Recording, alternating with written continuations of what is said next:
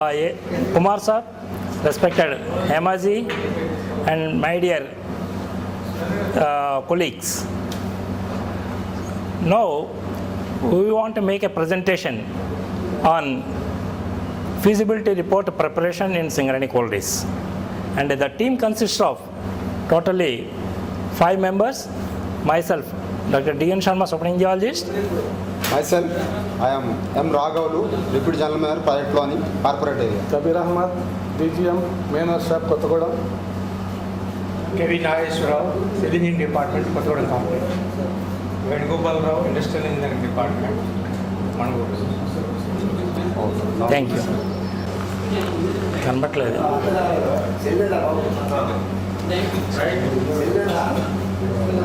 So this is the team consisting of Group 1. We 5 participants combinedly prepared this presentation, and we want to explain how the feasibility report is prepared in Singareni Collieries before to open a new mine block. So let us start. Next slide. Yeah, this is the introduction. So what is the need of a feasibility report? So the feasibility report, the necessity is to open any new block. We have to first of all find out how many million tons of resource are available, whether the block is feasible for the opening a mine or not. All the studies we have to conduct.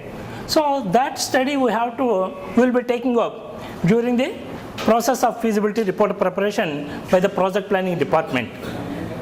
So the procedure involved is, so the first one is you have to take up the exploration. So we have to explore. So we have to see that how many. Sir, excuse me. So we have to see that how many seams are there, how the thickness of the individual seam is varying, what is its quality, what is its potentiality. All these things we have to see. Then based on that, we will judge whether a open cast mine or underground mine will be coming in that block. So then the team is formed for the feasibility report preparation, as we have formed a team for the presentation of this today's presentation. A team consisting of all the geologist, mining engineer, E&M engineer, civil engineer, IED engineer, a finance man, and survey officer. So consisting of these team members, a team will work together to prepare a feasibility report for a new mine block. Yes, next slide please. So the object, what is the object of the exploration? So because I am from the exploration department, I am basically a geologist, I would like to talk about the exploration objective. The objective is in a virgin new block. We don't know whether that is a coal bearing area or non-coal bearing area, because we cannot go search for a coal in Hyderabad or in Warangal. So we should know whether it is a coal bearing area or not.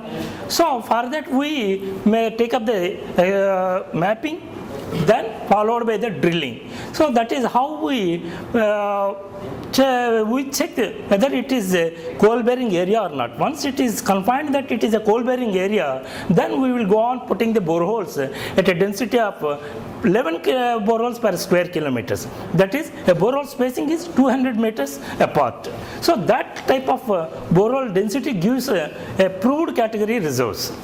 Then not only in the new virgin blocks, but even for the running blocks also, the exploration department supports the mine authorities. So for any dewatering, to pump out the water, or to facilitate what is the behavior of the seam further in the dip side, the exploration department will be putting the boreholes.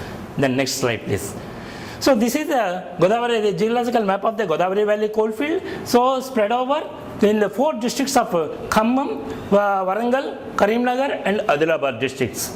So this total coalfield is referred to Godavari Valley coalfield because it is confined to the river course of Godavari. Okay, then it is divided into 11 coal belts for the convenience of our geological approach. Then next please.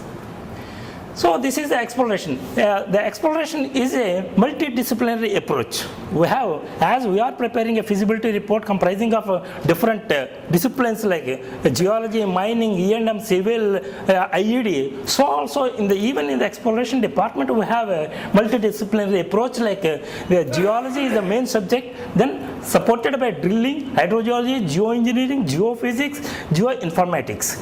So all put together, we generate the data and we prepare a geological report. The geological report is a basic report that is required for the preparation of a feasibility report. Based on the geological report, a feasibility report is submitted. So what a geological report gives? The geological report gives what is the behavior of the seam, coal seam, what is its thickness variation, what is its intervening parting between the seams, and all these details it gives. So this is based on the again regional exploration and detailed exploration. Next slide, please. So this is a feasibility. My friend Mr. Raghavulu will continue the presentation. Thank you very much. Everybody. My friend explained about the preparation of geological report for a coal mining block, which is required for preparation of a feasibility report.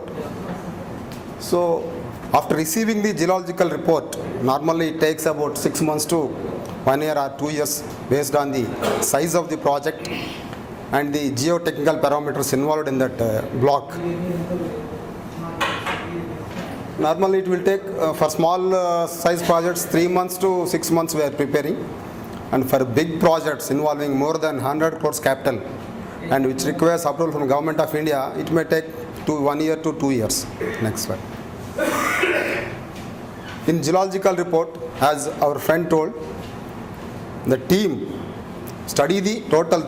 first study the GR report and prepare a conceptual report.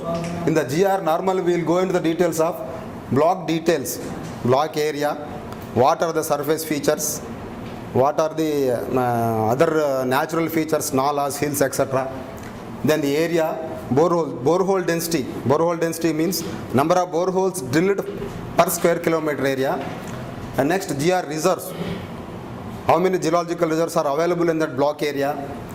Then details of the coal seams present in that block. There may be number of seams, 1 seam, 2 seam, 3 seam, and its nomenclature, etc.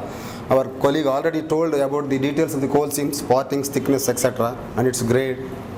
And gradient of the seams, how the seams are deposited in that particular block. Next, depth. Depth is very much important.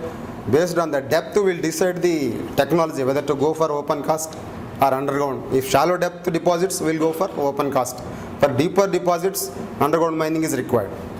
And communication facilities available to that block area. Next. Preparation of the conceptual report. Once we study the GR report, for preparation of the feasibility report, we require approval from the competent authority.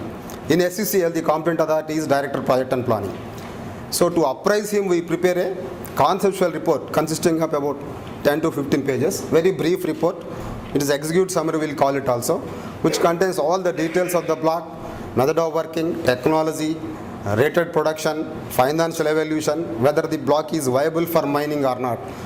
Based on that, our director will take a decision and give approval to prepare the detailed feasibility report. In that conceptual report, the following will contain: location, communication, details of coal seams, estimation of coal reserves, firming of technology. As I told you earlier, depending on the depth and reserves, we will go for open cast or underground. Then method of working. Method of working means underground, open cast. In underground, different mechanized mining technologies are available. Then financial evaluation. This is very, very important. Whether the project is economically viable, as it's profitable to mine. Those things we will see into that. Then taking approval from the competent authority. Director PNP will give approval for preparation of the feasibility report. Next. Preparation of the detailed feasibility report. In feasibility report, the contents chapter wise I have given. These are the different chapters. Introduction. In the introduction, we will give about our company SCCL, how much it is producing, what are our customers, what is the coal demand, how much extent we are meeting the demand. All those things will be given. Similarly, details of the different coal blocks, and Godavari Valley coalfield coal blocks, district-wise details will give. Then geology part of that block. Our friend already discussed about the geology part. In a chapter, we will give the details of the geology. Then surface features of that area, method of working. It will be different from open cast and underground. After firming up the technology wise will prepare the method of working. Power supply arrangements to that mining project. Our colleague Mr. E&M will later on he will deal about that. Then drainage, pumping arrangements, how the drainage system is existing, how to deal the dewatering arrangements, etc. he will deal. Next, coal handling arrangements, coal evacuation system. Coal production is one part. After producing, we have to dispatch to the customers. We have to make a coal handling arrangements at the block, at the mining project. Our civil engineering colleague will deal about that. Then financial evaluation in the team. One finance man, econometrician will be there. He will evaluate the financial evaluation to know whether the project is economically viable or not. Then conclusion. After that, we will conclude and submit the report to the Director PNP and get approval. After approval, we will prepare the next. Actually, this is the detailed flow chart in preparation of the feasibility report. Because time is short, I cannot explain in detail. Okay, next. Our colleague will next go to the. So good morning everybody. I am Kabir Ahmad, DGM main workshop. Yes, sir. I am given assignment for the electrical and the mechanical works for the new project. So depending on the project, we have to select each and every machinery. That is, project selection means that is depth of the mine and inclination of the mine. Suppose electrical sources also, we have to select higher voltage substations so that we should not have any voltage drop up to end point. And regarding this project substation, we have to select whether it is from 132 33 or 132 by 11, like that. So regarding mechanical works, we have to select HEMM on the basis of production and inclination. And regarding haulers, what output should we get and what is the inclination of the mine, whether it is 1:3, 1:4, we have to select for haulers also. And regarding pumping, what is the depth of the mine and what is the water inside the mine, whether it is underground mine or whether it is open cast mine, we have to select. And regarding bunkers, all we know the capacity of the bunker, we should select on the basis of production and on the basis of transportation, how far we have to transport, whether it is to CSP or whether it is direct to railway station, we have to select.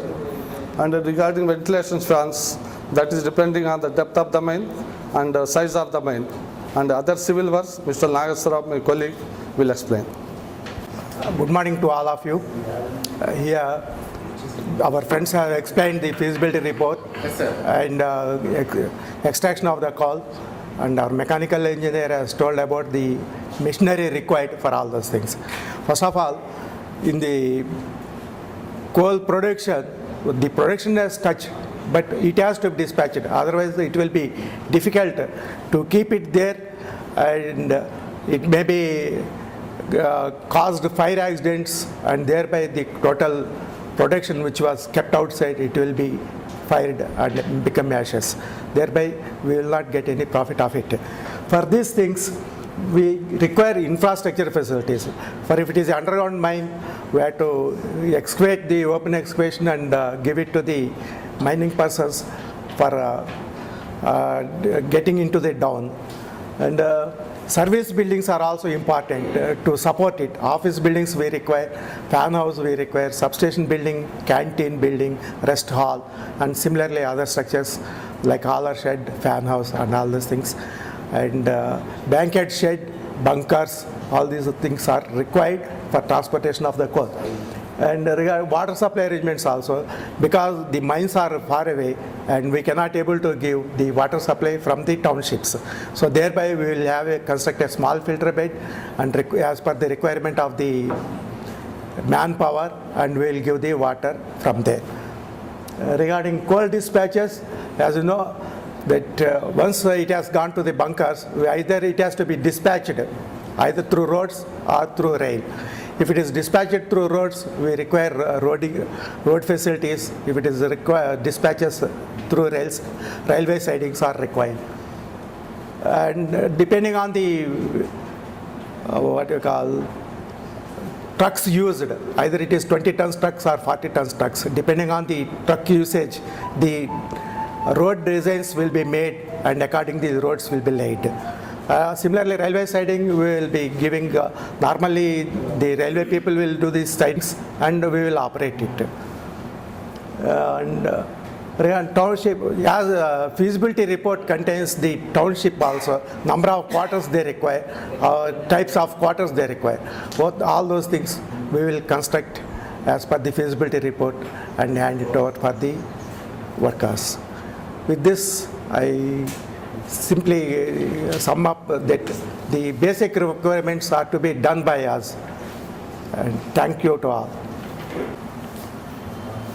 A very good morning to you all. As I am an industrial engineer, these are the basic things for an industrial engineer in any project. There comes the manpower assessment. Depending on the type of mine, that is, it's an underground mine or an open cast mine, and based on the technology used, the machinery is selected for the mining process, and depending on the machinery or the fleet size, the manpower is assessed, that is, the crew size is assessed. And coming to the project implementation and schedule, a detailed forming of the schedule for the periodic schedule is formed up for the project life. And coming for the work norms, this is nothing but for each crew size, designation wise norms are fixed for what the designation wise people has to do, and CMPDL norms are fixed for the HEMM by the CMPDL. And regarding the summary, it's nothing but the preparation of conceptual report and approval for preparation of feasibility report. After preparing the conceptual report, the feasibility report is sent for the approval.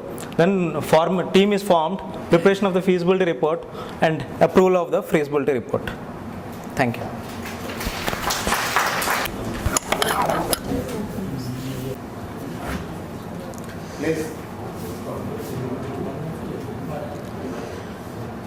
Respected faculty members and dear colleague officers, we have come here to present the penetrative thinking skills. So before that, I would like to introduce ourselves. I am G. Surender, SOM, working in a project planning corporate office. My friend Mr. Chap. I am K. Bhairaya, ASC, working in quality department, Ramgundam region. Good morning to everybody. I am Rajshekar, working as executive engineer at R&D Corporate, Kottagudem. CH Kornagarao, Senior Deva, Bhopalpalli. P. Srinivasarao, SE, 130 kV substation, Mandamari. Now we would like to present our PowerPoint presentation on the penetrative thinking skills. This is a very good subject of today. You all know that thinking process is a very good, normally everybody will be doing and will also be doing, but penetrative thinking is very much important. Already this is the team that is being introduced: G. Surender, Srinivasarao, Bhairaya and Pandurangarao, Rajshekar. Yes. Next. Earlier, organization used to run whatever the way they want, but sometimes they used to get the results and sometimes they never used to get the results. But today is not like that because of the international competition, the globalization. So there is a stiff competition existing. Next. Stiff competition is existing for the better quality, productivity and use of new technologies. So in this scenario, one needs to work for the organization. There should not be any trial and error. So that to that extent, the organization need to work for effectively. Then only they can yield a good results. So in that way, the penetrative thinking is very much important.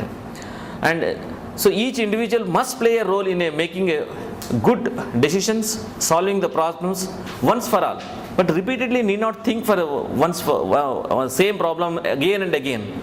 The solution should be there in such a way, it should be give a solution that once for all. So that way we should need to develop the solutions, and at the same time they should be the problem, the solution should be the pragmatic, that the practical in the practically implementable. So such way that then only the organization becomes profitable. So this workshop provides the individuals with the knowledge, skills, confidence necessary for clear, rational thinking. So it is not that just a systematic approach that provides this provides the systematic thinking of the person. The penetrative thinking skill system has helped the thousands of people at many of the world's largest corporations enhance their value of their organizations. So these is their real examples are there. So this has really helped the organizations, and then wonderful results has been achieved. So this is the message that I would like to give. So by conducting the penetrative thinking skills for your company or our company means the one thing is the improving the effectiveness of the participants, and the second is the building the strength to meet the competitive demands of the today and tomorrow, or tomorrow whatever it is in future, that I mean. So so that is the way it gives the scope. Next.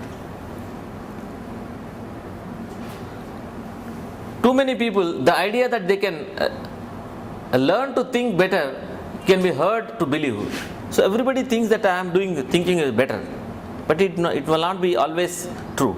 Sometimes it may be true, but at every time it is not true. After all, everyone can think, but some just seem to be better at it than others. So when we compare to others, somebody will be thinking, yes, my thinking is rational, my thinking is better than the others, that way we will be thinking.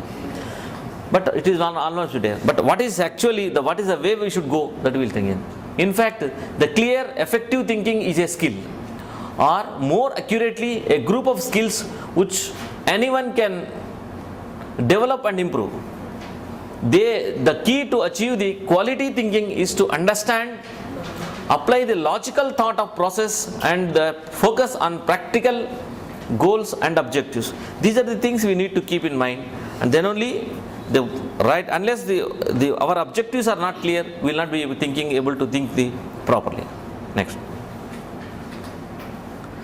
This is based on our 4 following essential skills that yield measurable improvements in the performance and productivity. That is, there are 4 important factors that we need whenever we are thinking. These 4 factors to be taken into consideration. So that is cause analysis, decision making, plan analysis, and situation review. These are the 4 important, and these things, how it is to be, thought process is to be continued. It will be explained by our next participant. Good evening, everybody. So, my friend has told, and I am continuing the same. Cause analysis. It is a very, very, very most important to rectify the problems. One, the key to solve the problem lies in correcting its causes. First we find the causes. The causes we have to find. When we find the actual causes, we can easily rectify. We can easily correct it. So cause analysis employs the most efficient, constantly accurate, and approach to address problem. So cause analysis you have to, the employees also we have a skill, good skill. Then only the actual cause analysis they may be projected. So this technique is applicable to routine problems or complex technical issues in any type of industrial. So here the technique analyzing the causes, the last technique before any this type of problems has come, they may be repeated. Like that we can go to find the cause at early stage. So that also one important. Next, cause analysis is a step-by-step process that leads its users directly to the real sources of the problem. Any cause, any problem, we have to go through that root cause step by step. Step by step we have to go to analysis that what is the actual cause. So it is required to step by step to choose the cause. Next, first individually learn to accurately define problem before trying the solve. First we have to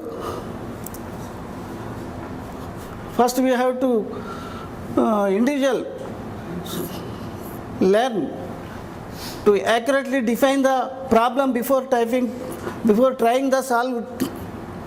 Before solving that problem, you have to find the actual individual causes, individual persons, I think. Next, a series of key questions to use to identify important characteristics of the problem and focus one or two possible causes. Yes, after really the finding that causes, so we have to focus seriously how this is a problem, this